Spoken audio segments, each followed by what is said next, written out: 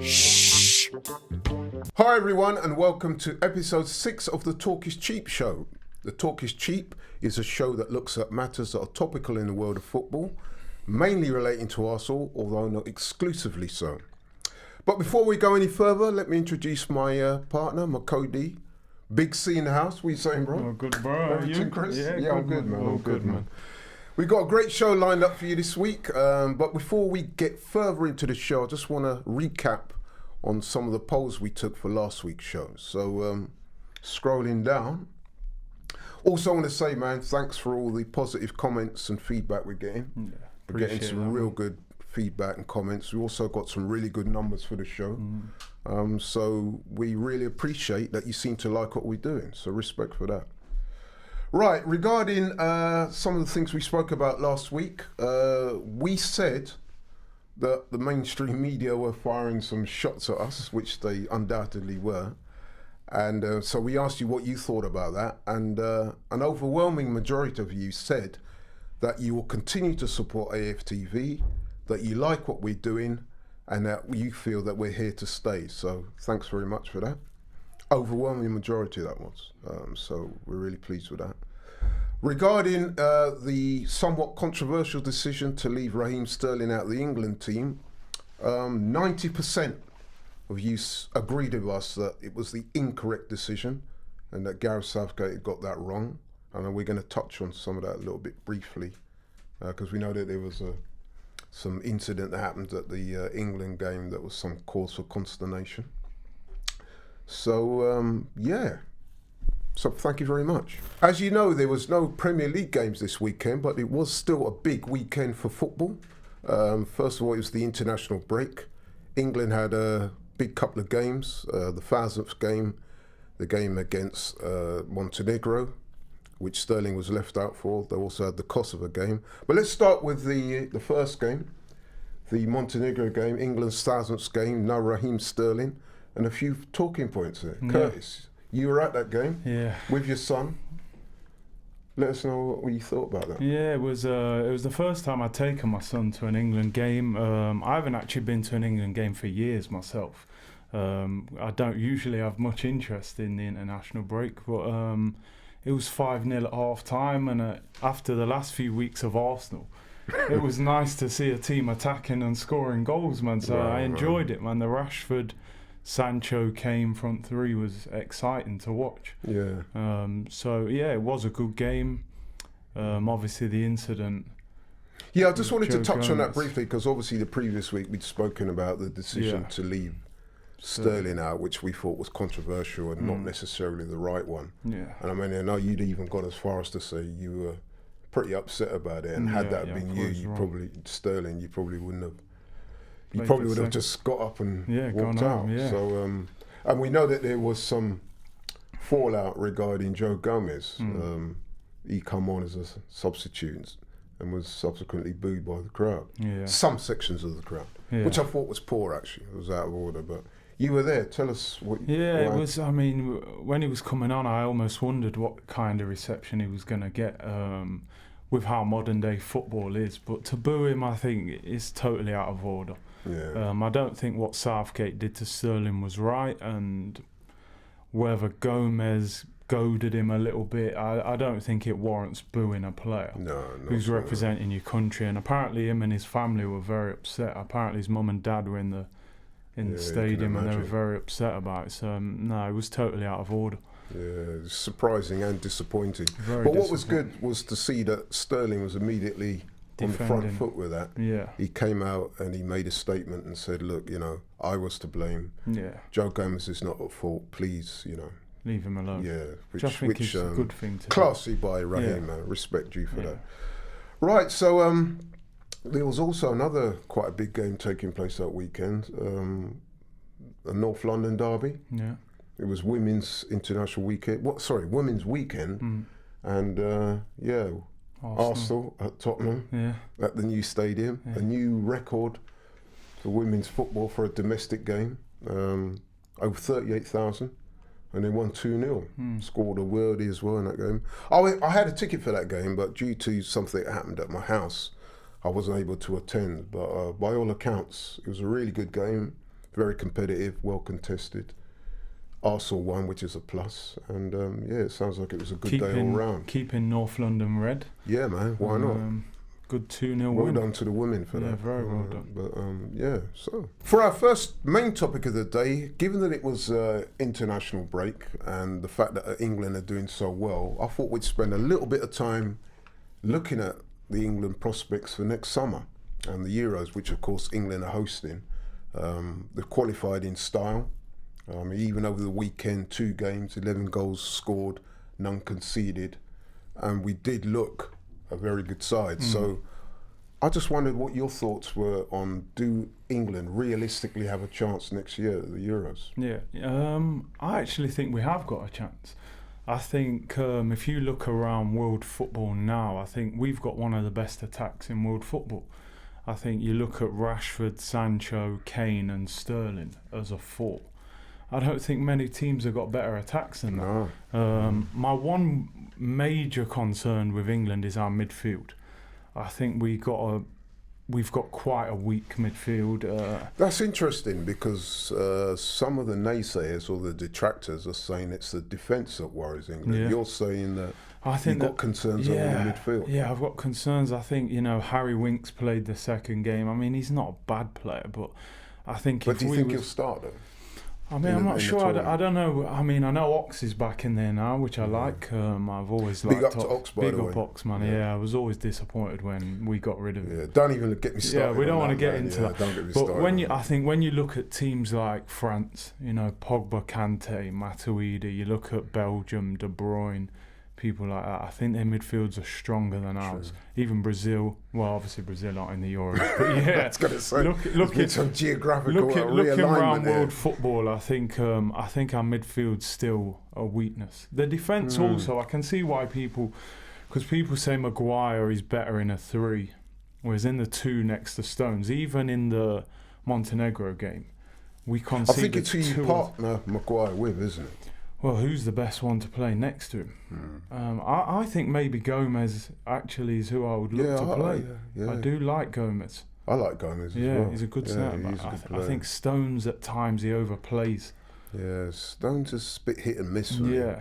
Yeah. He's a good player. I could see why Southgate has given so many chances, seemingly. But I think Gomez long term is probably a better look. Maybe Gomez and Maguire.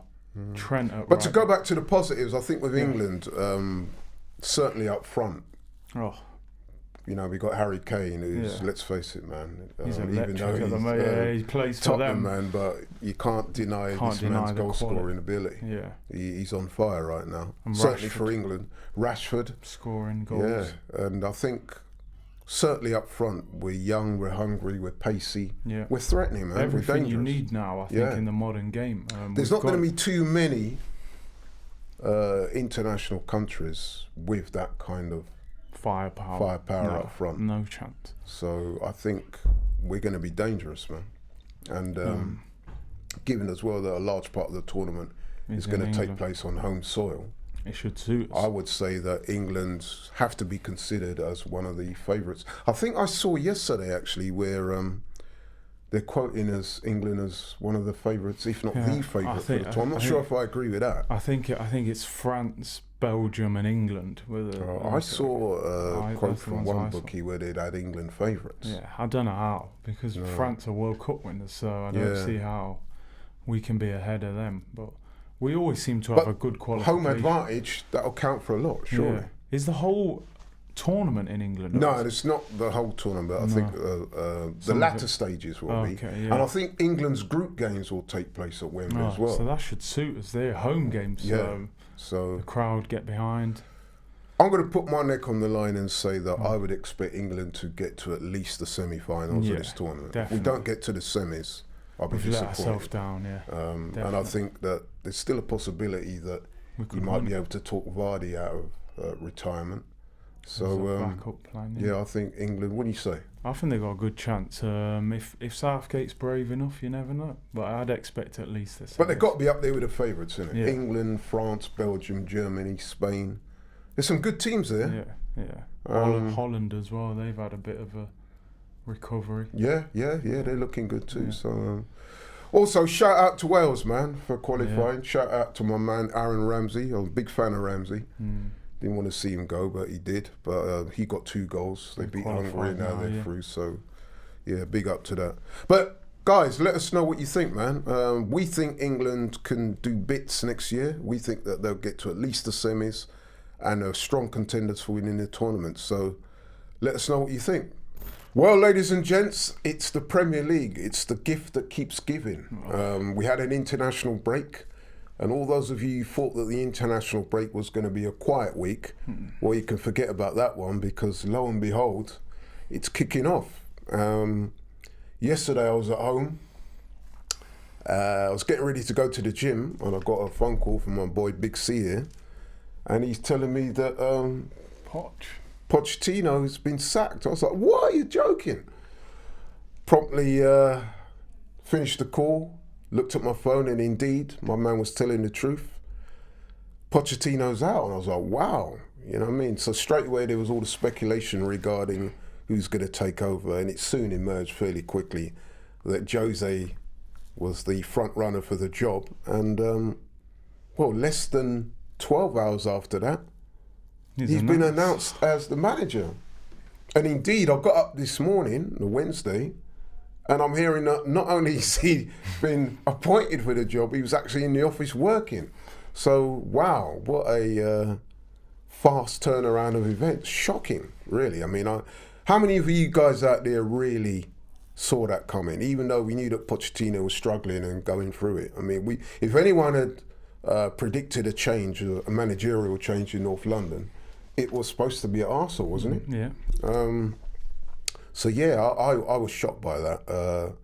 You should never be too shocked at what goes on in football, but that one certainly caught me slipping. So, Curtis, you were the one that broke the news to me, man. What's your thoughts on that? I mean, personally, Pochettino going is a shock, because he got to the Champions League final 3 or 4 months ago. So for him to be sacked is a big turnaround. But in terms of Mourinho going to Tottenham, personally, I'm disappointed in that. You know, I wanted him to come to us. I've said that a few times. I know people have got mixed reactions about that. But, you know, I just think they've stolen the march on us, if you like. I feel like, as you say, if anyone should have been changing their manager, it's us. I mean, Pochettino got them to a Champions League final. Our manager's got us 9 points outside the top 4, playing boring football, defensive football. How has he survived? I think a lot of it is down to a lack of ambition from the board. You know, Daniel Levy gets a lot of criticism for not spending money, but I think he's really shown ambition. He's took a big gamble, but I think to bring Mourinho in, he's shown a lot of ambition, and he's taken a big risk, but I think one worth taking. I must admit, when I got the news from yourself and the news started to filter through on my phone and everybody was calling and texting us, I guess everybody was, all football people were up and down the country, I started thinking, and I thought to myself, you know what? I think Daniel Levy has outmaneuvered us at Arsenal. Those were the first thoughts that come into my mind. I was like, wow.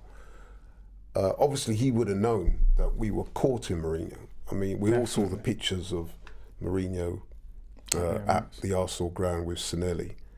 And, my first impressions was that Daniel Levy has outsmarted Arsenal. He's seen that there's an opportunity there. And while we were procrastinating about Mourinho, and, you know, we issued this statement about supporting Emery and giving him more time, but no one's going to tell me that, you know, that the managerial job at Arsenal wasn't discussed with Sinelli and Mourinho. I just don't believe that. I think that was discussed. So I think that Daniel Levy has seen an opportunity, and he thought, wow, let me get in there and get him here. And he's done it. Because the thing is, I mean, if you're the board at Arsenal and you're thinking, you know, Emery hasn't got much time left, which I'm not sure he has, even if they're giving him till the new year. If we lose 1 or 2 games in a row, the fans are going to be going crazy. Why would you not make a move on somebody like him while he's available. I mean, we could be in a situation in 6 weeks where we might move Emery on, and then the big managers who are available are no longer available. That's right. I mean, apart from maybe Allegri now, there's no major manager in world football out of a job. I mean, I was discussing this with some people today, and I was saying that in football management nowadays, your availability can be an attraction. Yeah. And I think that was what the case was with Mourinho. I mean, like it or not, man, I mean, this guy is proven at this level. He's won, how many trophies? 25, 26 trophies. He's won the Premier League 3 times. He's based in London. Yeah. He's openly said that he wants to finish his career in the Premier League in London. All those reasons make him attractive. Okay, you can make the arguments against his style of football and his treatment of certain players and him not bringing young players through, but the man is battle tested, man. Yep, and he's there and he was available, and we did sound him out. Listen, we saw the pictures of him at the ground. Clearly we know that he has a relationship with Sinelli. They've clearly spoken. 100%. So I was looking at it and I'm thinking, wow, Spurs, you got to give them credit, man. Daniel Levy came in there and he played chess while we were playing checkers. Yeah. He's outmaneuvered us, man. That's how I look at it. And the thing is, I think the manager you appoint should be based on the circumstances that your club are in at that time. So there might be a coach out there who plays more attractive football or so on, but I think the circumstances Arsenal are in, I think we needed a manager with broad shoulders who can take on the problems that there are at Arsenal at the moment. This ain't just about, people have said Arteta and people like that. He's a good coach, but there is way more than coaching issues at Arsenal. As we've seen with Ozil, Xhaka, Koscielny, a lot of things have happened off the pitch. And I just think Mourinho would have been so motivated by the way that Man United sort of dismissed him. Yeah. The fans never really rated him at United. And people are actually questioning, is he still an elite manager? Now, as you were saying, I don't think Mourinho is motivated by personal financial gain. He is motivated by proving people wrong and winning trophies and almost sticking his fingers up at the people who say he's not capable. So Myself and Curtis were talking about this before the show, and I was saying to Curtis that I believe that Jose Mourinho is he's got certain Machiavellian instincts about him. And I was saying that I don't think his motivation is money. No. I think his motivation, almost as much as winning trophies, is his FU type of persona that he has, in that he wants to show you that he can do it even when you think that he can't. So because he's had a little bit of a lull in his last job, he wants to bounce back in style. Yeah. And the Arsenal job and the Tottenham job gives him that opportunity to do so. Exactly. Gone to clubs that have not been overly successful, and he's able to come into a club that both of those clubs are going through, especially Tottenham, going through in different times. And he comes through out of that with a trophy or two. That to Jose, that's utopia for him. Yeah, he loves that. He loves that. That's what will motivate him. And you know, me as a fan now, this has made me ask serious questions of the board at Arsenal. What are they really trying to achieve? Because I think any other team in the top 6, I think, would have sacked Emery. I can't see any reason. I mean, Pochettino got to the Champions League final 3 months ago. He's had a bad start to the season, and they've got rid of him. And he had time left on his contract, so this has been an expensive decision to get rid of him. Talking of that, the Pochettino, I just wanted to touch on that because, again, I've had discussions with quite a few fans. I've got a few good friends that are Tottenham fans, and we always go back and forth about Pochettino. What did you think of him as a manager? I mean, try and be as unbiased as you can, because I'll try. I often hear the word great manager get thrown around, and I'm always in arguments with people I know about that. For me, he's a good manager, even very good manager, okay? But come on, to put him in the pantheon of greats. Yeah. The guy's never won a trophy. He's been at Tottenham 5 years. Okay, 4 out of those 5 years, he's got them Champions League football. but he's never won a trophy. Yeah. Prior to that, he was at Southampton. Prior to that, he was at Espanyol. He's clearly a competent, talented, efficient manager. He's done well with the resources allocated to him. But I'm not sure if you can put him in the pantheon of greats just yet. I would say he's a very good manager. I wouldn't say he's a great manager. I think, as you say, I think greats win trophies. That's what you remember them by. But I think you have to give him credit with minimal spending power, moving them into a new ground, hanging on to his players on, I think they've got the lowest wage budget in the top 6. I think he's done a very good job. I think Mourinho's walking into a very good team. Yeah, he's clearly made Tottenham a better team. Yeah, and he's put them on the map. Champions League made them final. a more serious threat, hasn't he? But yeah, I wouldn't put him. But if we look at the stats, I mean, let's pull up some receipts, man. I mean, this year has not been looking good, has it? 14th in the Premier League. Yeah. 11 points behind City. They've only won 3 of their last 12 top-flight games. Yeah. And there's some pretty damning stats here, man. 25 points from the last 24 games. I mean, that's actually relegation terrible. for. Yeah. A dismal away record. Their last away league win was in January of last year. And who did they beat? Fulham.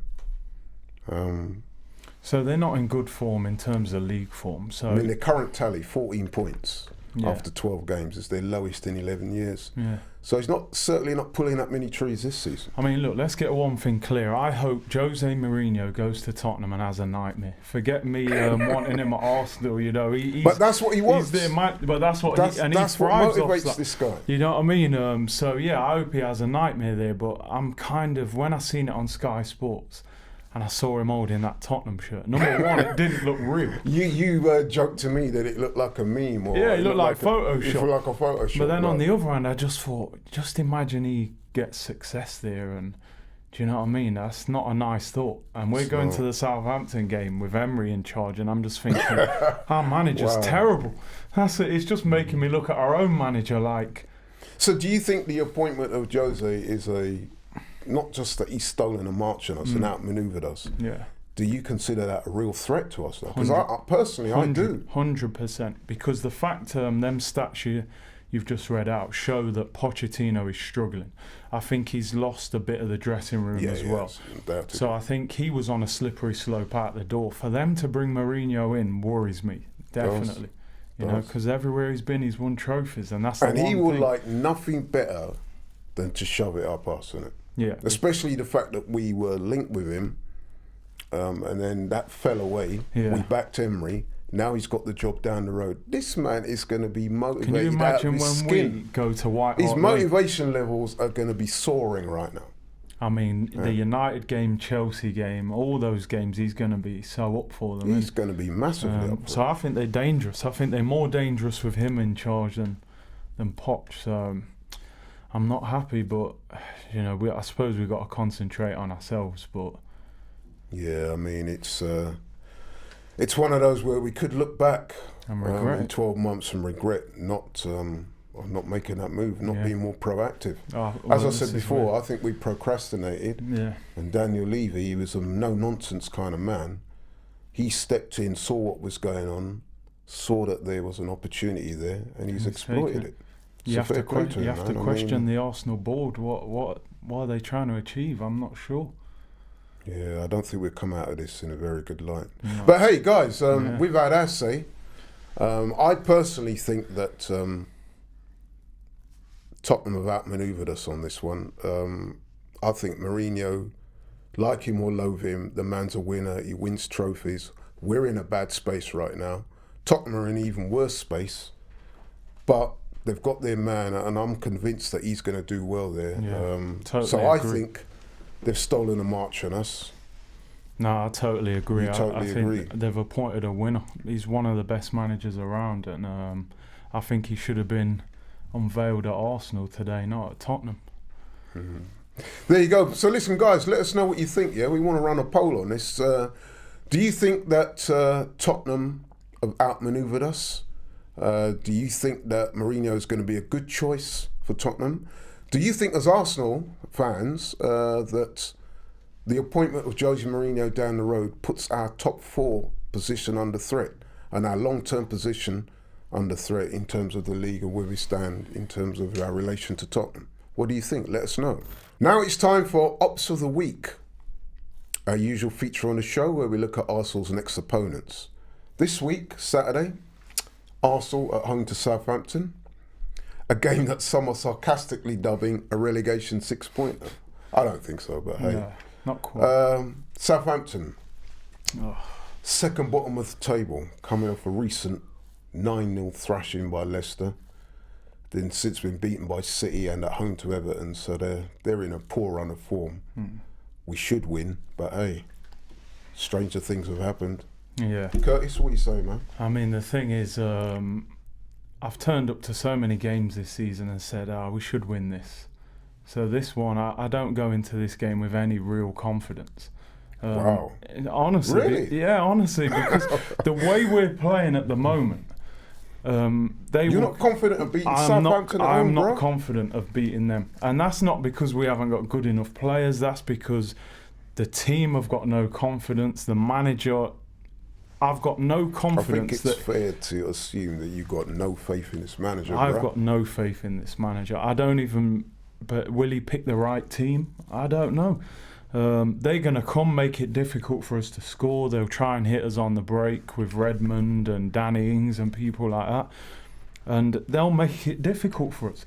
And the longer that game goes on with us not scoring, the atmosphere inside that ground is going to change. We're going to be at that game. We're going to be at that. If it's 0-0 at half time, they'll be booing him off the pitch. Half time? Listen, 15 minutes, What are you bro. saying? 15, no goal. Listen, I've already looked at the weather forecast. It's going to be a bitterly cold Saturday afternoon. Yeah.